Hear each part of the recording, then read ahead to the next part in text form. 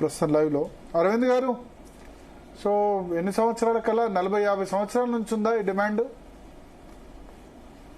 1987 spices బోర్డులో పసుపుని విలీనం చేసినప్పటి నుంచి అయితే ఖచ్చితంగా ఉంది.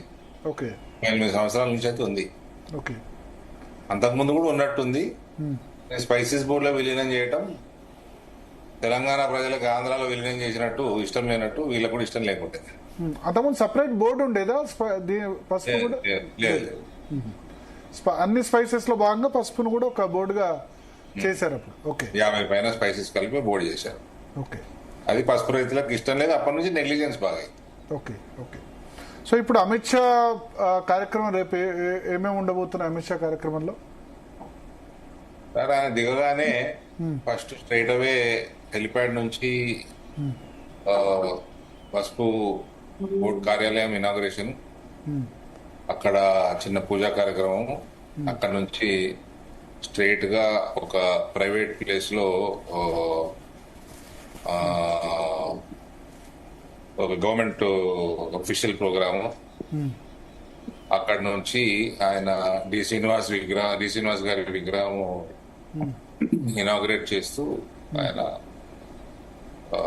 దీనికి వెళ్తారు. ఓకే, సో ఇక్కడ పొలిటికల్ కార్యక్రమం కూడా ఉంది. టర్మరిక్ బోర్డుతో పాటు డి శ్రీనివాస్ గారి విగ్రహావిష్కరణ అమిత్ షాతో చేయించడం చాలా వెరైటీగా ఉంది.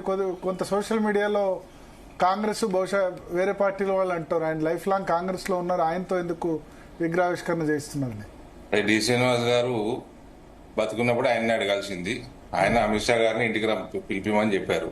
ఓకే, ఆ వీడియో పెట్టిన ఓకే, తీసుకురా నేను మాట్లాడతా, ఇంటికి రమ్మను తీసుకురా అని ఆ వీడియో కూడా పెట్టాను. అప్పుడు కుదరలేదు. ఈ రకంగా వీలైంది చేస్తా ఉన్నాము. ఓకే సార్, పసుపు బోర్డుకు సంబంధించి ఇప్పుడు ప్రధానంగా ఏంటంటే మద్దతు ధర శ్రీనివాస్ గారు పార్టీలకి ప్రాంతాలకు అతీతం అండి. ఓకే, ఆయన తెలంగాణ వాదైనా ఆంధ్ర నాయకులందరూ కూడా ఆయన లీడర్షిప్ ని యాక్సెప్ట్ చేసేవాళ్ళు. ఆయన మాట్లాడినప్పుడు మనసు నొప్పియకుండా మాట్లాడేవాళ్ళు.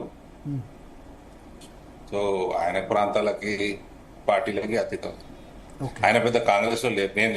నేను రాజకీయాలకు వచ్చినప్పటికీ ఆయన కాంగ్రెస్ లో లేడు. ఓకే, కాంగ్రెస్ నుంచి అప్పుడు బీఆర్ఎస్ ఆయన 15లోనే వెళ్ళిపోయింది కాంగ్రెస్. Okay, okay, okay. కానీ మళ్ళీ జాయిన్ అయినట్టున్నారు కదా before election 19 election before 19 election వాళ్ళ ఆయన పెద్ద అబ్బాయి జాయిన్ అయ్యడానికి ఊరికే వెళ్ళినారు. ఓకే, అదేదో ప్రేమ కొద్ది కప్పినట్టున్నారు కండువాలు. ఓకే, ఆయన ఇంటికి వచ్చినాక ఆయన ఖర్గే గారికి లిఖిత పూర్వకంగా నేను ఇప్పుడు రాజకీయాలు చేసే పరిస్థితిలో లేను, సో జాయిన్ అయినట్టు వార్తలు వస్తున్నాయి, అది సరికాదు అని లెటర్ కూడా రాయడం జరిగింది. Okay, okay. సార్, పసుపుకు సంబంధించి ఇప్పుడు రేపు అమిత్ షా ఇనాగ్రేట్ చేయబోతున్నారు. సో నెక్స్ట్ ఏంది మీ బోర్డు వచ్చి ఆయన ఏ పార్టీ కాదు అని ఎవరు కొట్లాడే పరిస్థితి లేదు. ఆయన చనిపోయినప్పుడు ఆయన పార్థివ దేహం మీద కాంగ్రెస్ వాళ్ళందరూ వచ్చి జెండా కప్పమంటే కప్పుకోమని చెప్పాను. కాంగ్రెస్ జెండానే ఉండే. Okay, okay. సో పార్టీలకు అతీతంగా మీరు ఇప్పుడు రేపు ఎవరైనా రావచ్చా? ఇన్వైట్ కాంగ్రెస్ పార్టీ వాళ్ళని కూడా పిలుస్తున్నారా ఆయన విగ్రహావిష్కరణకు సంబంధించి? గవర్నమెంట్ ప్రోగ్రామ్ ఉంది కదా సార్, ఆయన విగ్రహావిష్కరణ it's family personal programme, private programme. Okay, private programme. ఆయన స్టాచ్యూకి ఇక్కడ లోకల్లో అన్ని పార్టీలు యునానిమస్ గా తీర్మానం చేశాయి. సో దాంట్లో ఇష్యూ లేదు, ఎవరైనా రావచ్చు. అక్కడ కొన్ని టెంట్స్, చైర్స్ అన్ని అరేంజ్ చేశాము. Okay, come.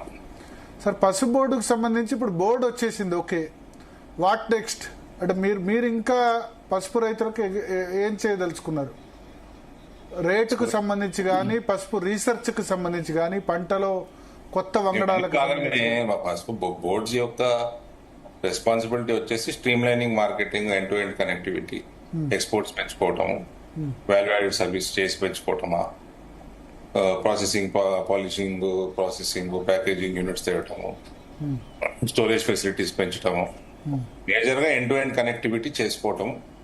నా ఆలోచన పసుపు రైతులు అవగాహన ఉన్న వాళ్ళు బాగా ఎఫ్పిఓస్ బాగా ఎంకరేజ్ చేసి మీకు నాట్లు ఇచ్చే సమయానికి ఎక్కడ ఏ కంపెనీకి ఎప్పుడు ఏ రేటు అమ్మేది ముందే నిర్ణయం చేసే పరిస్థితి తీసుకురావచ్చు. ఓకే. ప్లస్ కొంచెం ఆర్గానిక్ సైడ్, ఆర్గానిక్ అంటే లిమిటేషన్స్ లో ఈ పెస్టిసైడ్స్ ఇవన్నీ వాడటం with in the limits. Okay. Okay. ఇవన్నీ అవగాహన కల్పించుకుంటూ పసుపుకి చూడండి సార్, కరెక్ట్ గా పని చేసుకుంటే రైతులు కూడా కోఆపరేట్ చేస్తే there is no end. Okay.